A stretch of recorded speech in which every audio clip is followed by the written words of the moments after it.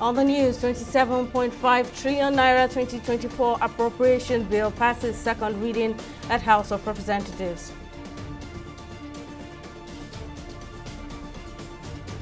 Aiyedatiwa arrives Ondo State, presides over first council meeting in 3 months.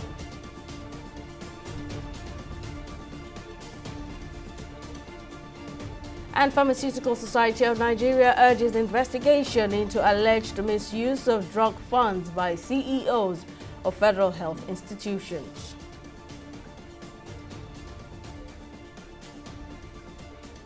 Glad to have you join us on News Now. I'm Sibisola Adigun. The 27.5 trillion naira 2024 budget has passed second reading at the House of Representatives on Thursday. Leading the discussion on the overall budgetary principles, House Leader Julius Nhobere praised President Bola Tinubu, pointing out that if implemented, national security and education, which received sizable allocations, will be improved. President Tinubu, at his maiden budget presentation before the National Assembly on Wednesday, says the proposed 27.4 trillion naira budget will ensure microeconomic stability, poverty reduction, and greater access to social security.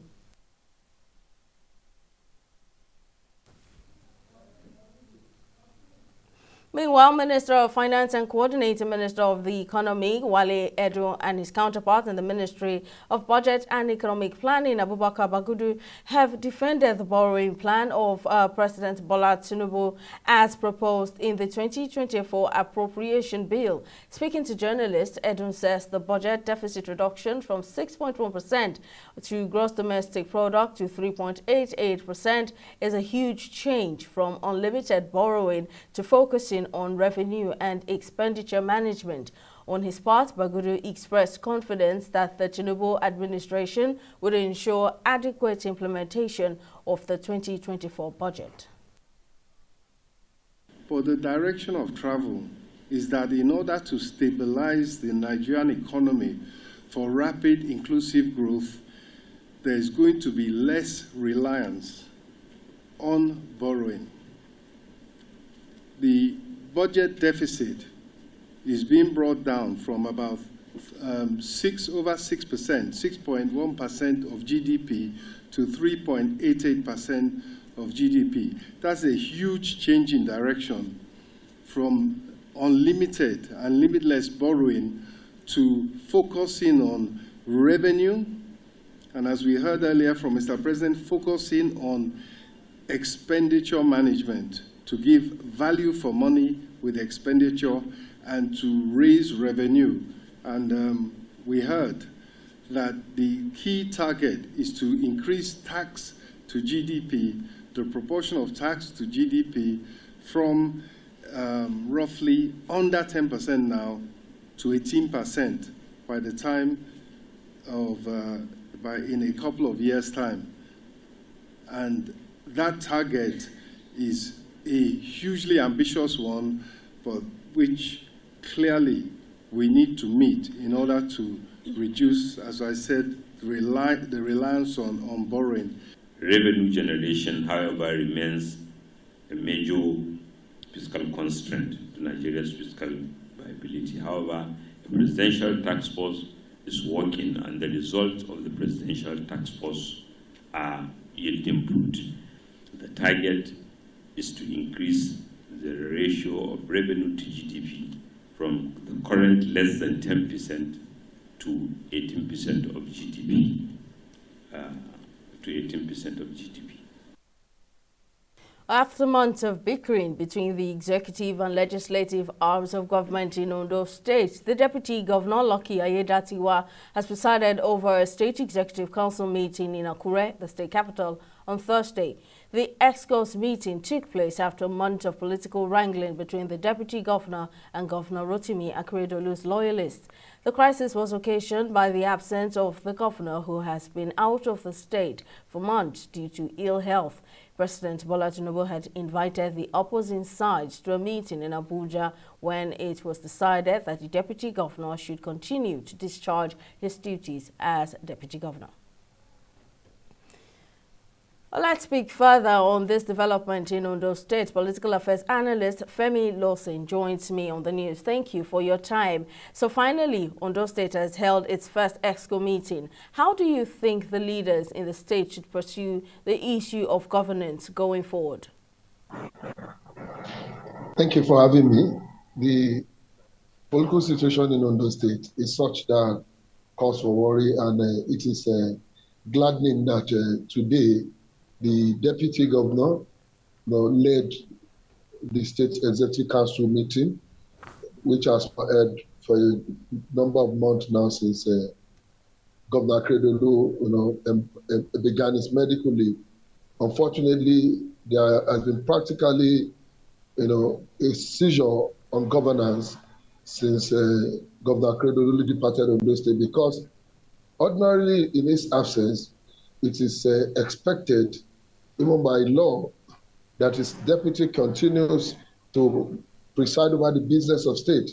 But what we have witnessed in Ondo State over the last couple of months is a situation whereby the deputy governor has been prevented from leading the business of state, and all sort of actors are emerging from all sort of angles, acting in the name of Governor Akredolu to run, in some cases, illegally the affairs of Ondo State.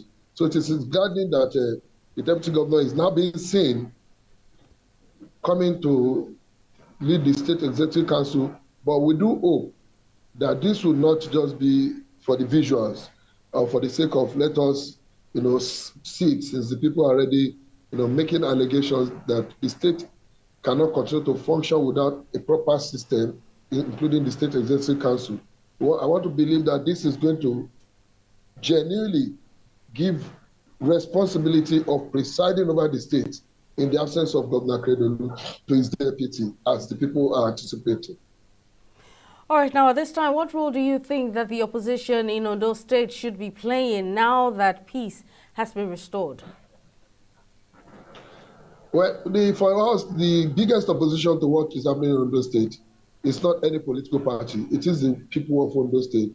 If you look at the situation since it began until very recently, even no political party, including the major opposition party, PDP in Ondo State, were seen anywhere, challenging these abnormalities. Until very recently, where young people in that party came out, and of course, recently, the party itself waking up from its slumber. But the ordinary people of Ondo State, the stakeholders, the leaders, the civil society, have been championing the cause for the return of normalcy to Ondo State. And this is not ending yet until we realize that governance is returned to its proper way, until we realize that governance is taken away from those mysterious characters who act in the name of the governor, even when we know that the governor is almost incapacitated. That is where we can say peace will return to the polity as expected by the people.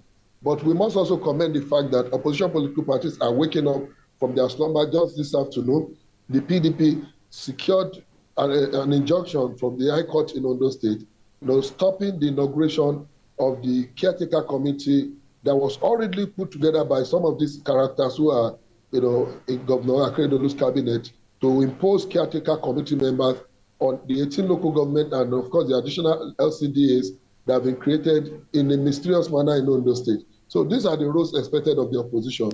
But like I said, the biggest opposition to the charade being witnessed in Ondo State are the people of Ondo State. All right, now political affairs analyst Fey Lawson, thank you for speaking to us. Moving on, the Lagos State government has flagged off the district-wide health awareness and sensitization campaign organized by the Lagos State Health District 1. Speaking at the flag-off ceremony at the Claudiana Ibijoke Sanwo-Olu PHC in Orile-Agege Local Council Development Area, the special advisor to the Lagos State Governor on Health, Kemi Ogunyemi, highlighted the crucial role of primary healthcare centers as the foundation of community healthcare services, just as she urged individuals to consider the PHCs as the first choice for health needs before turning to higher-level hospitals. There are details in this report. In its determination to reduce disease burden to the barest minimum and enhance quality of life, the Lagos State government has kick-started its sensitization campaign aimed at creating awareness on the need for residents to use primary healthcare centers established across the state. The 3-day event offered free screenings for various conditions such as blood pressure, blood sugar, cervical cancer, and eye issues across Agege, Alimosho, and Ifakojaye local government areas. The program is designed to raise awareness about critical health issues and promote preventive health, as well as the Ilera Eco Health Scheme, an insurance package which offers affordable comprehensive health care to residents in Lagos. Speaking at the flag-off ceremony, the special advisor to the Lagos State Governor on Health, Kemi Ogunyemi, emphasized the importance of residents utilizing primary health care centers across the state for their fundamental health care needs. Health affects the economy of any country. Without health, we won't even be sitting here. If you have a headache, as simple as a headache, it disturbs whatever you're doing. And that is why the governor, Mr. Governor Babajide Sanwo-Olu, has placed a very, very important stake on providing healthcare for all the indigenes of all the people who live in Lagos. On her part, the Permanent Secretary, Lagos State Health for District 1, detailed the screening program spanning 20 primary health care centers, stressing the significance of preventive health measures and the advanced services available at these centers. I believe that this is going to help the administration of these PHCs and help also the development of the PHCs in terms of infrastructure, in terms of quality healthcare service provision, and in terms of improving the processes that help us to deliver healthcare service to the populace. Beneficiaries at the event expressed gratitude to the Lagos State government for providing free medical services. They added that health is wealth. Government can help us in the area of the reducing of the cost of the drugs, and they can be able to employ more workers so that the work will be so easy, so there will be no stress. Like you want to go to general hospital now, you will think of you are going to take the whole day. But if our government can come in, then just to equip more workers, the health sector will be more good. Honorable Babatunde Johnson is doing a great work in Orila Agege. Well, he's doing what he knows how to do. So we thank God for all his efforts. May God continue to bless him and give him more strength to do more program for us. While encouraging residents to utilize the health services under Lagos State Health Scheme's coverage, the Lagos State government urged residents to engage with the office for any primary health care service or challenges. Comfort Samuel, TV 360 News, Lagos. The Pharmaceutical Society of Nigeria, PSN, has urged the federal government to investigate allegations of corruption against chief executive officers of federal health institutions. These allegations raised during the 96th Annual National Conference of the PSN include the misuse of drug revolving funds and procurement irregularities. The conference held at the Gombe International Conference Center highlighted the need for a probe into the actions of some CEOs who are suspected of diverting funds to unofficial accounts and procuring drugs through their proxies. Correspondent Amilore Akinkolie has more.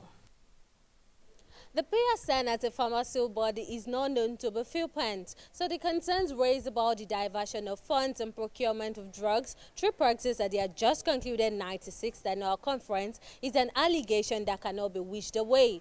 They called for a thorough probe and proposed a unique retreat to rejuvenate the drug revolving fund DRF system, which was introduced in Nigeria in the 1980s to improve the availability of affordable drugs in the healthcare institutions. Also, as Nigeria ranks high among countries with a significant prevalence of counterfeit drugs, posing a major public health challenge, the society expressed worries about over 2 million unregistered drug sellers in Nigeria. According to them, this would have potential impact on the mortality rate in the healthcare sector, which might also surpass the all-time high of 10.8% if funding for the Pharmacy Council of Nigeria is neglected. Now, these issues raised by the PSN is therefore a wake-up call for all stakeholders stakeholders in the Nigerian healthcare system to take decisive action to address these challenges and work towards a healthcare system that is transparent, accountable, and responsive to the needs of the people. Tamilora Akinkwole, TV360 Lagos. Well, it's time for a break, but coming up, Nigeria's Super Eagles dropped 2 spots in latest FIFA ranking to place 42nd in the world. Stay with us for more details. We'll return shortly.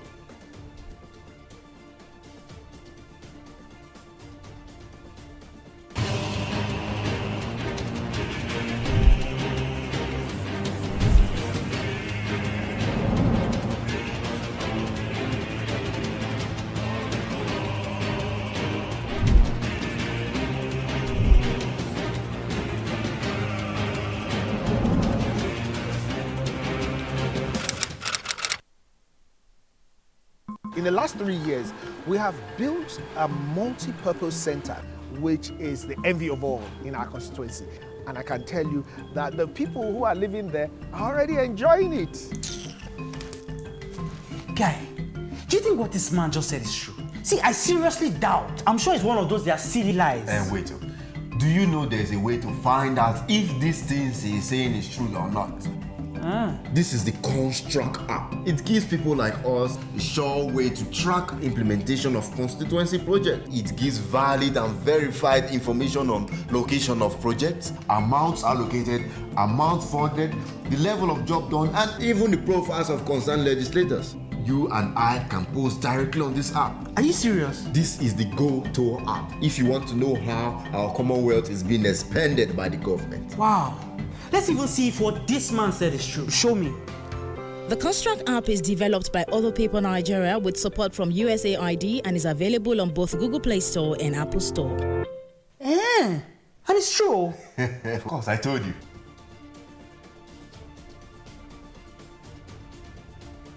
Welcome back. Let's give you a recap of our top stories. The 27.5 trillion naira 2024 budget has passed a second reading at the House of Representatives on Thursday. Leading the discussion on the overall budgetary principles, House Leader Julius Ihobere praised President Bola Tinubu, pointing out that if implemented, national security and education issues, which received sizable allocations, will be improved. President Tinubu, at his maiden budget presentation before the National Assembly on Wednesday, said the proposed 27.5 trillion naira 2024 budget will ensure microeconomic stability, poverty reduction, and greater access to social security. We also told you that after months of bickering between the executive and legislative arms of government in Ondo State, the Deputy Governor, Lucky Aiyedatiwa, has presided over a State Executive Council meeting in Akure, the state capital, on Thursday. The crisis was occasioned by the absence of the governor, who has been out of the state for months due to ill health. President Bola Tinubu had invited the opposing sides to a meeting in Abuja, where he decided that Aiyedatiwa should continue to discharge his duties as Deputy Governor. Well, in case you missed any of our news bulletins, or for more updates, you can catch us on Limex World TV or log on to our website on www.tv360nigeria.com.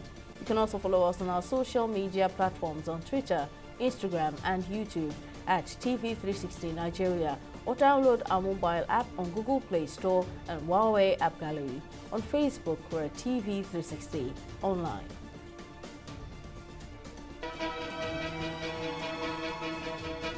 Opinions are free, facts are sacred, but truth is universal.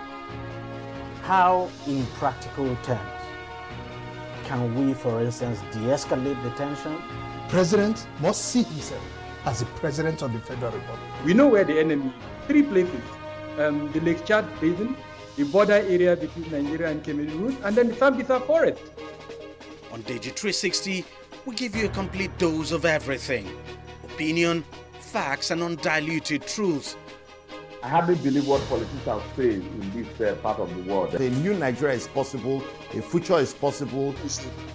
We delve into the issues, dissect it so that you can understand it, use it to take action. I don't think there's any need for any governor to look for grant for ranching. Digi360, dissecting the issues.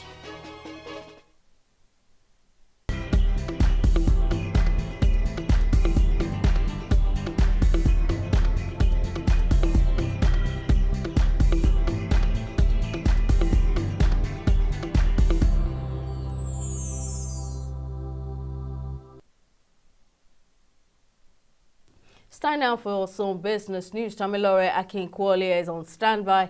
What's happening, Tamilore? Hello and welcome to Business News. Nigeria's inflation rate has risen for the 10th consecutive time in 2023, raising concerns among economists and analysts, while it reduces the spending capacity of citizens. Speaking with TV360 Nigeria, Francis Isedo, an economic analyst, says the federal government's projection to reduce the inflation rate to 21.4% in 2024 is not realistic based on the policies implemented and laid down by the government, including the devaluation of Naira. According to him, drastic actions has to be taken over the policies to be able to achieve the 21% reduction mark for inflation.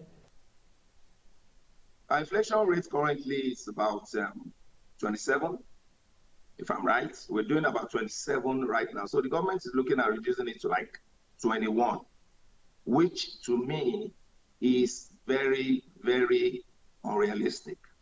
If you look at the policies that the government have put in place, if you look at the removal of fuel subsidy, and if you look at other policies of government, the value of the Naira depreciating seriously from about 600 to almost 1,000. If you look at those policies, and those are the major policies that are pushing inflation to where it is today at 27.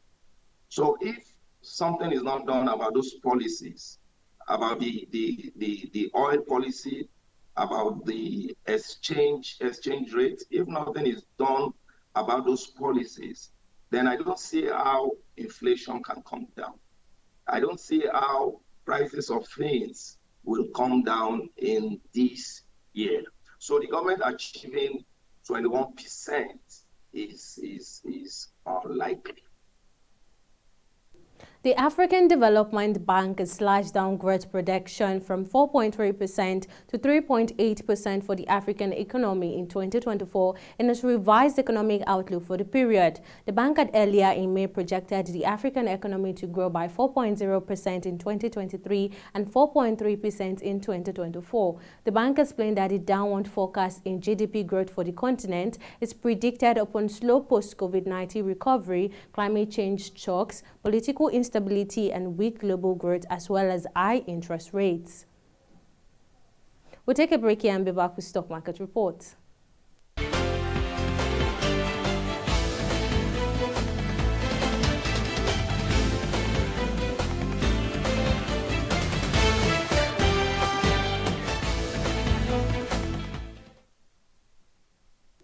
The local bus went further north on Thursday, slightly increasing by 0.11%, maintaining its positive gain. Now, despite the bullish trade, the market breadth ended on a negative note with 24 gainers against 33 losers. Now, in aggregate, 114 NGS-listed equities participated in trading, and Texas investors, Northern Nigerian flour mills led the gainers, closing at 35 naira 20 kobo, followed by Thomas Watt, which closed at 2 naira 28 kobo. Now, in summary, a total of 540 million volumes of shares exchanged in 6,516 deals valued at over 10 billion naira were exchanged. Now, for over 2 select global stocks, it's all positive trading day for the UK FTSE and US Dow Jones and Japan's Nikkei. All three equities ended at 0.45%, 0.90%, and 0.50% respectively. And that's it on business and stock market reports. Simi, over to you. Thank you very much, Tamilore. On international news, at least 17 people have died in an anthrax outbreak in southern Uganda in November 2023. A local official has disclosed, adding the situation is under control. The area's health administrator, Edward Mwanga, says the current outbreak in Uganda happened in the Kyotera district, around 180 miles from the city of Kampala. Mwanga says the victims were suspected to have eaten meat from a farm where animals had contracted anthrax. He says the country is working with teams from the Ministry of Health headquarters in Kampala and the World Health Organization, WHO, who are on ground to help in containing the situation, which is assured is under control. Well, time for entertainment report on News Now.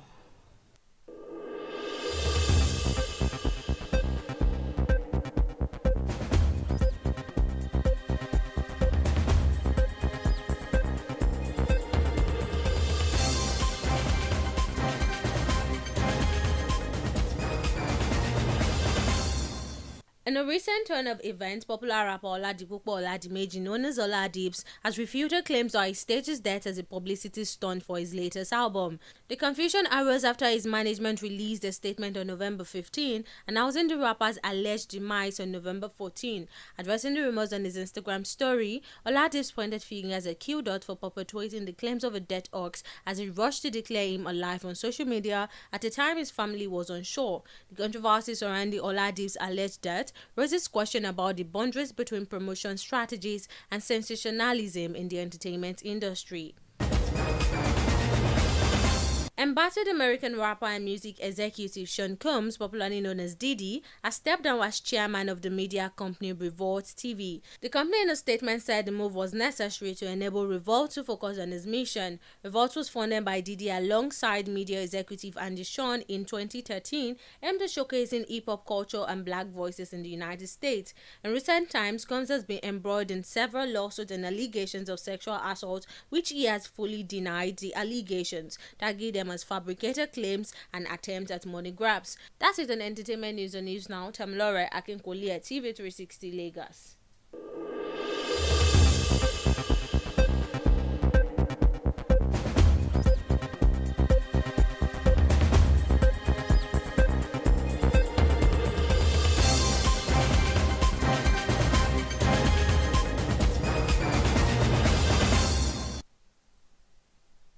And on sports, Nigeria's Super Eagles have dropped 2 places from 40th to 42nd in the latest FIFA Coca-Cola World Ranking released on FIFA's website on Thursday. The drop in positions may not come as a surprise given the Super Eagles' poor performance in their first 2 Group C 2026 FIFA World Cup qualifiers against Lesotho, which they pushed to a 1-1 draw in Uyo, while against Zimbabwe, Jose Pesera's men had come from behind again to settle for another 1-1 draw. However, the drop did not affect the team's placement in Africa, as it still remained the 6th team on the continent, behind Morocco, Senegal, Tunisia, Algeria and Egypt, respectively. Well, that's all on News Now. Many thanks for staying with us. See you again next time.